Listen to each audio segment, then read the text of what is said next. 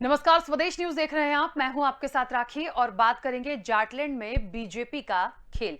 प्रधानमंत्री नरेंद्र मोदी ने मेरठ में मेजर ध्यानचंद खेल विश्वविद्यालय का शिलान्यास किया है। पीएम की इस सौगात को पश्चिमी यूपी में कृषि कानून वापसी से बीजेपी के प्रति नाराजगी खत्म करने की कवायद के तौर पर देखा जा रहा है, क्योंकि पश्चिमी उत्तर प्रदेश खेल और खिलाड़ियों का गढ़ है। ऐसे में सवाल ये उठता है कि क्या विश्वविद्यालय शिलान्यास से खेती से बिगड़ी बात को खेल से बीजेपी दुरुस्त कर लेगी। इसी पर चर्चा को आगे बढ़ाएंगे, लेकिन इससे पहले आपको बता दें कि कृषि कानून बनने से पश्चिमी यूपी के किसान बीजेपी से काफी नाराज थे, आंदोलन कर रहे थे। पर चुनाव से पहले कानून वापसी और अब खेल विश्वविद्यालय की सौगात से बीजेपी अपने को मजबूत करने की कोशिश में विश्वविद्यालय बनने से युवाओं को सभी प्रकार के खेलों का शिक्षण प्रशिक्षण मिल सकेगा।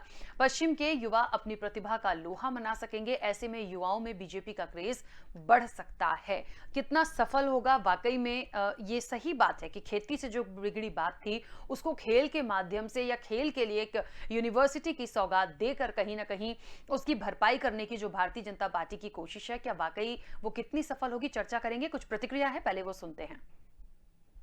मेरठ और आसपास के इस क्षेत्र ने स्वतंत्र भारत को भी नई दिशा देने में महत्वपूर्ण योगदान दिया है। राष्ट्र रक्षा के लिए सीमा पर बलिदान हो या फिर खेल के मैदान में राष्ट्र के लिए सम्मान, राष्ट्रभक्ति की अलग अलग को इस क्षेत्र ने सदा सर्वदा प्रज्वलित रखा है। मेरठ की स्पोर्ट्स यूनिवर्सिटी मेजर ध्यानचंद जी को समर्पित की जा रही है। और जब इस यूनिवर्सिटी का नाम मेजर ध्यानचंद जी से जुड़ जाता है तो उनका पराक्रम तो प्रेरणा देता ही है, लेकिन उनके नाम में भी एक संदेश है। उनके नाम में जो शब्द है ध्यान, बिना ध्यान केंद्रित किए, बिना फोकस एक्टिविटी किए कभी भी सफलता नहीं मिलती है। और इसलिए जिस यूनिवर्सिटी का नाम ध्यानचंद से जुड़ा हुआ हो, वहां पूरे ध्यान से काम करने वाले नौजवान देश का नाम रोशन करेंगे, ये मुझे पक्का विश्वास है।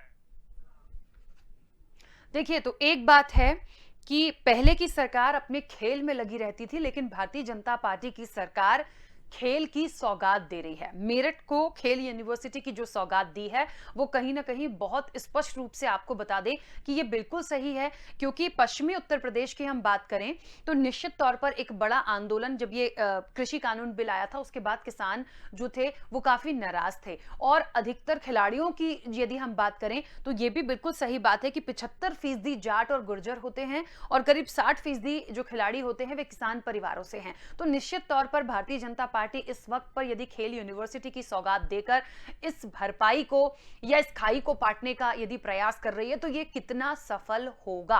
अच्छा, लहर और खबरें इस बात की भी हैं कि कोई बहुत ज्यादा फर्क पड़ने वाला नहीं है, लेकिन फिर भी प्रयास भारतीय जनता पार्टी का पूरा है। बहरहाल क्या होगा, हम विस्तार से इस चर्चा को आगे बढ़ाएंगे। कई मेहमान हमारे साथ जुड़े हैं। सबसे पहले आपका परिचय करा दें।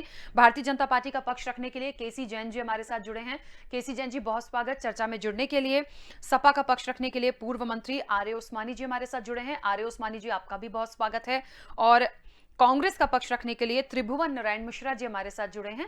त्रिभुवन नारायण मिश्रा जी, आपका भी बहुत स्वागत है। मैं चर्चा की शुरुआत सबसे पहले केसी जैन जी आपसे ही करना चाहूंगी। ये यूनिवर्सिटी की सौगात और जितने पॉइंट्स निश्चित तौर पर बताए गए हैं बहुत अच्छा है, खिलाड़ियों के लिए बहुत अच्छा होगा। दूसरी चीज, यदि हम पश्चिमी उत्तर प्रदेश की बात करें तो निश्चित तौर पर 18 से 25 साल तक के जो खिलाड़ी हैं वो इस उम्र की कैटेगरी में हैं अभी, तो उन लोगों के लिए एक अच्छी सौगात है। तो क्या वाकई में एक उनको साधने का प्रयास है, वोट बैंक है, या वाकई में बहुत लंबे समय से इसकी मांग थी इसलिए इसको पूरा किया है?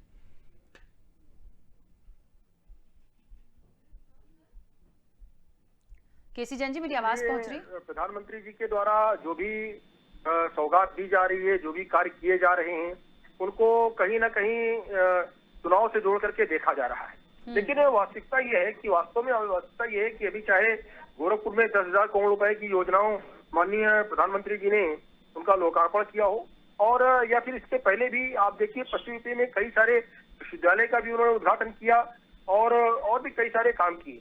कई जगहों की बंद शुगर फैक्ट्रियां थी, उनको भी चालू करने का काम किया गया है। साथ ही साथ उत्तर प्रदेश के विकास के लिए जिन जिन चीजों की आवश्यकता है, इसके पहले वन डिस्ट्रिक्ट वन प्रोडक्ट भी लॉन्च किया गया, और उसमें हर एक जिले के जिस जिले का जो प्रोडक्ट है उसको एक ब्रांड बना करके पूरे विश्व पटल पर पेश किया गया। उससे भी लोगों को धनार्जन भी हो रहा है और लोगों की समस्याएं समाप्त हो रही है। ये जरूर है कि चुनाव बिल्कुल सिर पे है, इसलिए किसी भी योजना को इस दृष्टि से देखा जा रहा है कि चूंकि चुनाव है इसलिए ऐसे कार्य किए जा रहे हैं। जबकि पिछले पूरे 5 साल तक माननीय योगी जी रहे हों या माननीय मोदी जी रहे हों, उत्तर प्रदेश के विकास के लिए लगातार के संकल्प रहे हैं। आप देखिए कि जो अभी विश्वनाथ कॉरिडोर का भी उद्घाटन हुआ, इसको भी इस दृष्टि से देखा जा रहा है कि क्योंकि चुनाव है इसलिए आप ऐसा कार्य कर रहे हैं। लेकिन वो कब शुरू हुआ, कब बन करके तैयार हुआ? अभी आज की डेट में तो वो बन करके तैयार नहीं हो गया है, वो तो पहले से बन करके तैयार है। अब तो प्रधानमंत्री जी वहां पहुंच करके उसका उद्घाटन कर रहे हैं। तो कुल मिलाकर के जितनी भी योजनाएं हैं, जो भी काम हो रहे हैं, वो एक दिन में नहीं हुए हैं काम, और ना तो एक दिन में उनको पूरा किया जा सकता है। अभी देखिए कानपुर की मेट्रो का भी शुभारंभ किया गया। लखनऊ की जो आधी अधूरा काम करके पिछली सरकार छोड़ गई थी, आज लखनऊ का मेट्रो कितना डेवलप हो गया, कितने स्टेशन है, तब केवल 1-2 स्टेशन बना करके उसका उद्घाटन करके पिछली सरकार ने एक स्त्री कर दी थी। लेकिन अब लगातार काम हो रहे हैं और कामों को अच्छे ढंग से किया जा रहा है। उत्तर प्रदेश के ही अगर 15 करोड़ लोगों को खाद्यान्न वितरण हो रहा है, तो सवाल उठ रहा था कि सिर्फ उत्तर प्रदेश के 15 करोड़ लोगों को क्यों खाद्यान्न वितरण हो रहा है। लेकिन माननीय प्रधानमंत्री जी ने क्या किया कि पूरे की पूरे देश में उस योजना को मार्च तक के लिए लागू कर दिया। तो सवाल उठ रहे हैं, लेकिन सवाल उठाने वालों को ये देखना चाहिए कि क्या वास्तव में जो काम हो रहे हैं सिर्फ इस समय हो रहे हैं या फिर ये काम पहले से हो रहे हैं। ठीक है, चलिए आर्य उस्मानी जी, वाकई में कहा जाए कि दशकों पुराना सपना मेरठ यूनिवर्सिटी जो खेल की एक सौगात दी गई है, मेरठ को खेल यूनिवर्सिटी की सौगात, ये वाकई में बहुत पुराना सपना था, ये पूरा हुआ। एक अच्छी सौगात मानी जाए, खिलाड़ियों के लिए मानी जाए, या वाकई में ये उस खाई को पूरने का प्रयास है, उस पाटने का उस खाई को प्रयास है जो कहीं ना कहीं उस क्षेत्र से बिगड़ा हुआ है? जो है ये बहुत पहले से वो सब खेल का जो कॉलेज है, स्पोर्ट्स कॉलेज है, वो सब बना हुआ था, सारी सुविधाएं थी, सब कुछ था। केवल उसको क्योंकि केंद्र में भाजपा की सरकार यूनिवर्सिटी का दर्जा नहीं दे रही थी, तो उसको दर्जा दे दिया। दर्जा देने से थोड़ी कुछ होता है। आज पूरा प्रदेश परेशान है, पूरे प्रदेश के गन्ना किसान परेशान है, उनके गन्ने का भुगतान नहीं हो रहा है। महंगाई चरम सीमा पे है। जो 300 रुपए का सिलेंडर था वो 1,000 रुपए का सिलेंडर हो गया। जो डीजल 50 रुपए में था वो 95 रुपए में हो गया। जो पेट्रोल 56 रुपए में था वो 110 रुपए में हो गया। तो आज महंगाई की मार जो पड़ रही है और जो पूरे देश का किसान जो है वो परेशान है, उसकी उपज का पैसा नहीं मिल रहा, उसके गेहूं को लूट लिया गया, उसके धान को लूट लिया गया, और वादा किया गया था कि हम किसानों की उपज का दुगने दाम देंगे, उसकी आमदनी को दुगना करेंगे। आमदनी कैसे दुगनी होगी? अगर किसी की आमदनी 3,000 रुपए है और उसको 3,000 रुपए है, तब दुगनी होगी। यानी गन्ना अगर 300 रुपए कुंटल है, 650 रुपए कुंटल कर दिया जाए, तभी तो आमदनी दुगनी होगी। तो आमदनी दुगनी तो होना तो दूर रहा, आज किसान अपने गन्ने को औने पौने दामों में क्रेशर पे, बेलियों पे, छोटी छोटी प्राइवेट लोगों के हाथ में जो है वो बेच रहा है। तो परेशान है, किसान मजदूर आत्महत्या कर रहे हैं, बेरोजगार परेशान है। साल में 2 करोड़ नौकरी घट गया था, किया। व्यापारी परेशान है। जब किसान के पास पैसा नहीं है तो मार्केट में पैसा कैसे आएगा? तो आज स्थिति बहुत गंभीर हो चुकी है और लोग परेशान हैं। चारों तरफ त्राहिमाम मची हुई है। एक तो कोरोना काल में मार पड़ी पब्लिक के ऊपर, लगभग 4 से 5 लाख जानें चली गई, और उसके बाद जो है इधर स्थिति कोरोना से मुक्ति मिली थोड़ी सी, तो महंगाई ने लूट लिया। अच्छा आर्य उस्मानी जी, ठीक है। पूंजीपतियों को कोरोना काल में पूंजीपतियों उद्योगपतियों का हजारों करोड़ रुपया जो है वो कर्जा माफ किया गया, और किसानों से वादा किया गया था, व्यापारियों से वादा किया गया था, वकीलों से वादा किया गया था, पत्रकारों से वादा किया गया था कि हम आपको राहत देंगे, आपका कर्जा माफ करेंगे। वो तो कुछ किया नहीं। तो ये ऐसे जो इस तरीके के जो काम है, अरे उस्मानी साहब, जब आपकी सरकार थी 20,000 करोड़ रुपए आप बकाया छोड़ करके गए थे। 20,000 करोड़ रुपए आप किसानों का बकाया छोड़ करके गए थे। उसका भुगतान भी माननीय मोदी जी ने किया। माननीय भाजपा के विद्वान प्रवक्ता 20,000 करोड़ रुपए का भुगतान हो गए हैं, आप बकाया छोड़ करके गए थे पिछली सरकार में। चुनाव होने जा रहा है, किसानों के हितैषी बन रहे हैं, फरवरी में चुनाव हो जाएगा भैया, लेकिन आप जो छापे पड़ रहे हैं किसान अभी आईटी सेल के जो छापे पड़ रहे हैं, 2-3 महीने पहले जो छापे पड़ रहे हैं, आप चुनाव आयोग के पास जा रहे हैं, कह रहे हैं छापे नहीं पड़ने चाहिए। बढ़ाई करते थे, अरे जब कर गई तो डर काहे का? उनकी उपयोगिता कर गई तो डर काहे का? वो उपयोगी थे, किसका पैसा निकल रहा है करोड़ों रुपए? वापस ले लिए भाई। अच्छा चलिए, क्यों वापस लिए? ठीक है, मैं आप दोनों मेहमानों को एक मिनट के लिए रोक रही हूँ। किसानों ने जो आत्महत्या की, 20,000 करोड़ रुपए। ठीक है, देखिए एक और मेहमान हमारे साथ जुड़ गए, प्लीज उनका पक्ष आ जाने दीजिए, उसके बाद इस चर्चा को हम वापस कंटिन्यू करेंगे। केसी जैन जी और आर्य उस्मानी जी, प्लीज दे दो, नौकरी दे दो, कुछ तो करिए आप। प्लीज तीसरे मेहमान जुड़े हैं, उनका पक्ष आने दीजिए। त्रिभुवन नारायण मिश्रा जी हमारे साथ जुड़ गए हैं कांग्रेस से। त्रिभुवन नारायण मिश्रा जी, मेरठ को खेल यूनिवर्सिटी की सौगात मिली है। इसे इस तरीके से देखा जा रहा है कि एक तो ये कहा जाए कि खेल विश्वविद्यालय का दशकों पुराना सपना साकार हुआ है और बहुत सारे बच्चों को डिग्रियां दी जाएंगी, खेलों में बहुत सारी प्रतिभाएं निकलेंगी, तो ये इस पॉइंट ऑफ व्यू से तो बहुत अच्छा है। दूसरा एक पॉइंट आ रहा है कि पश्चिमी उत्तर प्रदेश में किसान आंदोलन का काफी असर देखा गया था। युवा वोटर इस इलाके के बहुत निर्णायक भूमिका निभाते हैं और खेल यूनिवर्सिटी की सौगात दी है, तो आंकड़े भी यहाँ पर हैं कि 75% जाट और गुर्जर खिलाड़ी होते हैं और करीब 60% खिलाड़ी किसान परिवारों से हैं। तो क्या ये कहीं ना कहीं उसको एक गेन करने की कोशिश है? देखिए ऐसा है, आप स्वयं जान रही हैं, किसानों का जो आंदोलन हुआ है और लगभग 1 वर्षों तक जो सरकार ये कहती थी किसानों के लागत के उपज का मैं दुगना लाभकारी मूल्य दूंगा, वो किसानों के आंदोलन को 1 वर्षों तक दुनिया के इतिहास में इतना बड़ा, इतना लंबा आंदोलन किसानों का शायद कहीं चला हो। और अब उसी के गुस्से को शांत करने के लिए ये किया जा रहा है, तो ठीक है, इसका हम स्वागत करते हैं। लेकिन अगर यह कार्य साल भर पहले हुआ होता, 2 साल पहले हुआ होता, अब जब चुनाव सर पर आ गया तो कोई भी कार्य अगर किया जा रहा है, ठीक है, हम उसको स्वागत करते हैं, लेकिन कहीं न कहीं उसमें आदमी का अपना स्वार्थ छिपा हुआ है। लोगों को अपना हित अर्जित करने के लिए ये कार्य किया जा रहा है। इन्होंने घोषणा तो कर दिया, अगर बाई दी वे सरकार में नहीं आते हैं तो वो योजना का क्या होगा? कैसे जिम्मेदारी लेंगे कि खेल यूनिवर्सिटी बन ही जाएगी? बहुत बार ऐसे होते हैं, चुनाव में तमाम घोषणाएं होती हैं, तो ये लगातार जो घोषणा कर रहे हैं अब इस वक्त, ये घोषणाएं अगर 1 साल पहले की होते, 2 साल पहले की होते, तो ये स्वागत करने योग्य बात। मुख्यमंत्री आपने दलित वोटों को साधने के लिए चेंज किया है पंजाब में, क्योंकि चुनाव पर है, कोई काम नहीं। पंजाब की तो बात मत करिए, पंजाब के मुख्यमंत्री तो अभी हुए हैं, पंजाब के मुख्यमंत्री तो अभी 1 महीना 2 महीना पहले हुए हैं। तो जो भी वो कार्य कर रहे हैं मुख्यमंत्री के रूप में, मुख्यमंत्री होने के तुरंत बाद उन्होंने शुरू कर दिया, किसानों का कर्ज माफ कर दिया, बिजली का बिल हाफ कर दिया।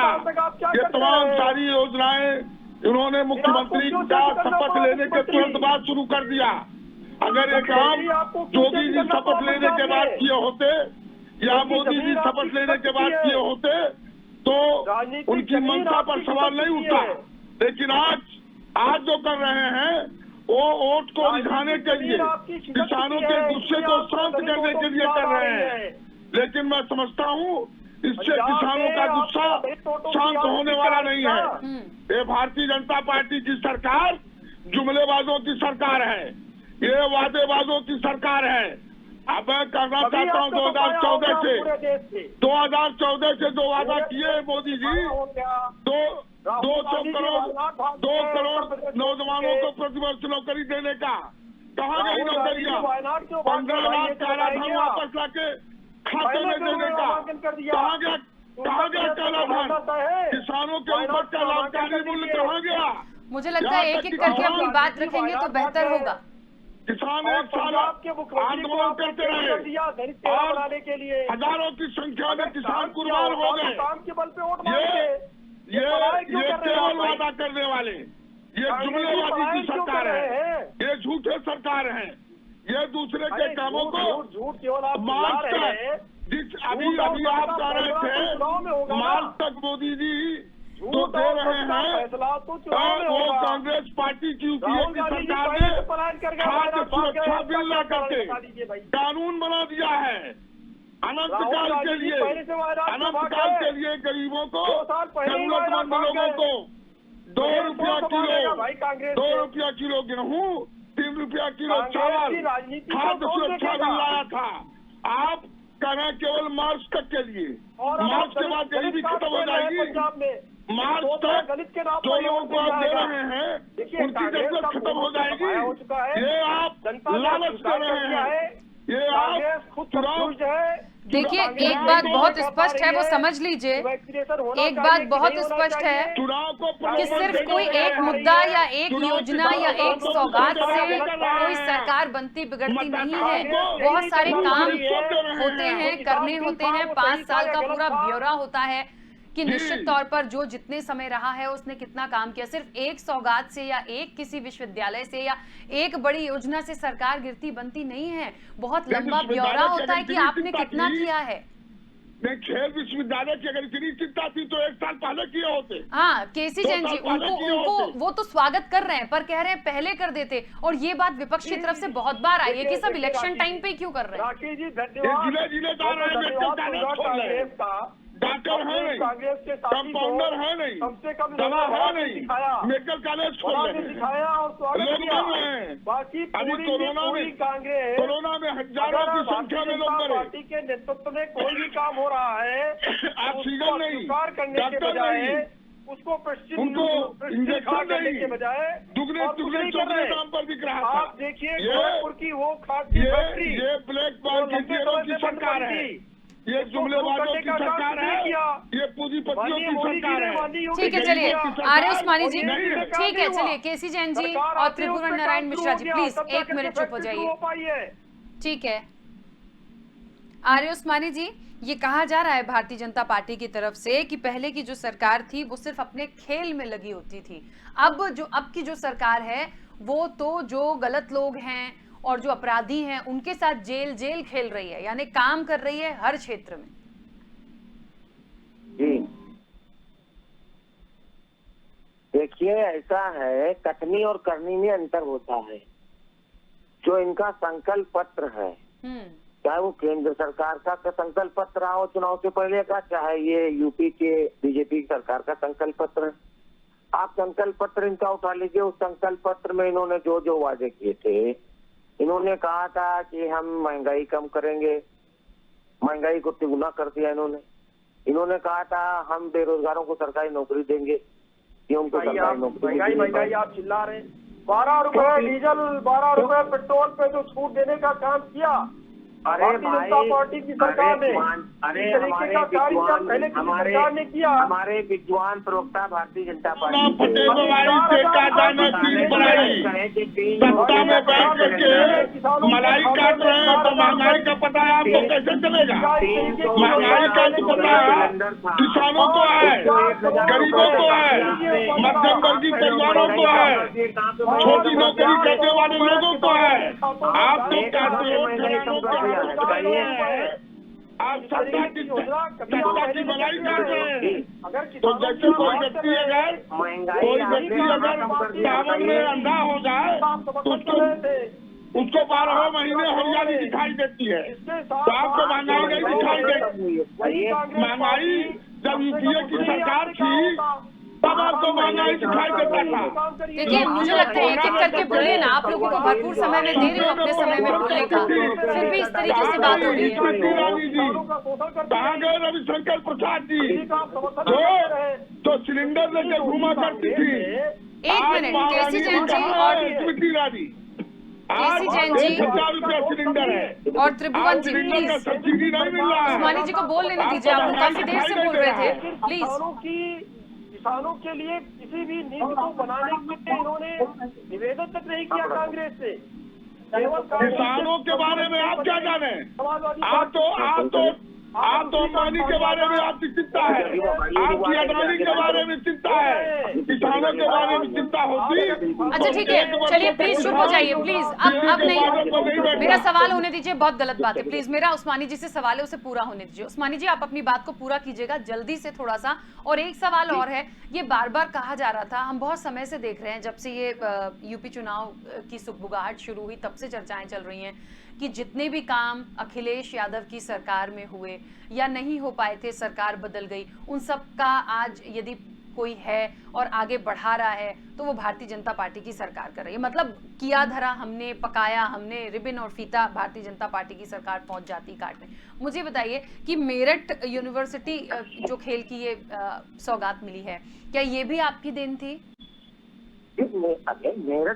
मेरठ में जो तरनतारण कॉलेज है, जो खेल वाला कॉलेज है, जो जिसमें जो पूरा खेल होते थे हमेशा से, कॉलेज तो वही है, वही बिल्डिंग है, वही उसकी जमीनें हैं। उसको केवल कागज से यूनिवर्सिटी का दर्जा दे देने से जो है आप लिंगाड़ान किए हुए थे हर चीज को। तो बीजेपी तो कह रही है पहले यहाँ अवैध कब्जे के टूर्नामेंट होते थे। लखनऊ मेट्रो हमने बनाई, आप बैठ के उसकी फोटो खिंचवा रहे हो। कानपुर मेट्रो हमने बनवाई, आप बैठ के उसके फोटो खिंचवा रहे हो। गोरखपुर एक्सप्रेस का पूरा काम हम लोगों ने उसको पास कराया, पूरा सब कुछ हुआ। आप उसका फिता खींच रहे हो, क्या मतलब है इसका? आप बताइए क्या मतलब है?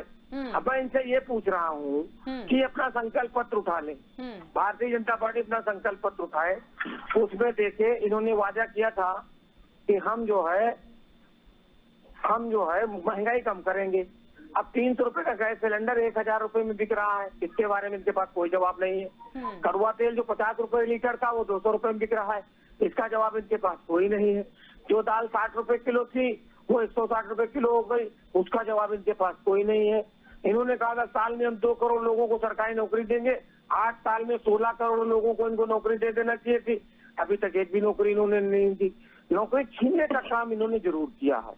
आज शिक्षा मित्र, आज पंचायत मित्र, आज किसान मित्र, आज उर्दू अनुवादक, आज उर्दू अनुदेशक, आज तमाम ऐसी नौकरियां हैं जो लखनऊ की सड़कों पर धरना प्रदर्शन कर रहे हैं और उसको जो है सरकार की जो पुलिस है वो लाठियों से पीट रही है। लखनऊ की सड़कें जो है वो खून से लाल हो रही है, इसका इनके पास कोई जवाब नहीं है।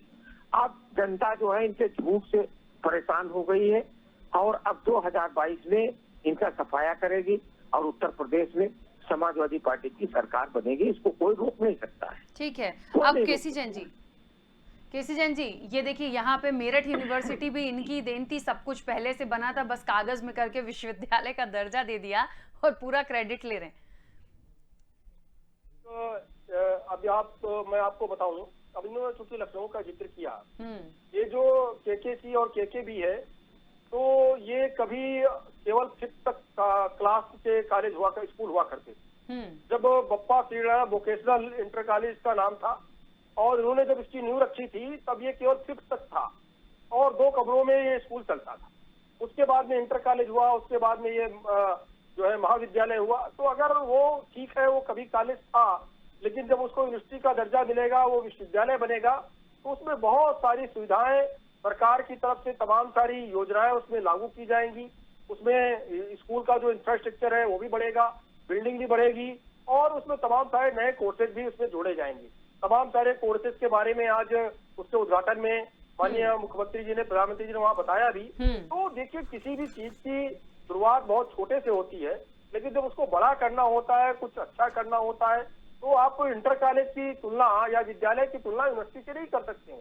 जब यूनिवर्सिटी अपने आप में यूनिवर्सिटी हो जाएगी, तो उससे तमाम सारे कॉलेज और जुड़ेंगे, उसी विश्वविद्यालय से तमाम सारे कॉलेजों को मान्यता मिलेगी, उसके अंतर्गत तमाम सारे कॉलेज चलेंगे कल को। आज वो सिर्फ एक कॉलेज था, कॉलेज तो यूनिवर्सिटी बन रहा है।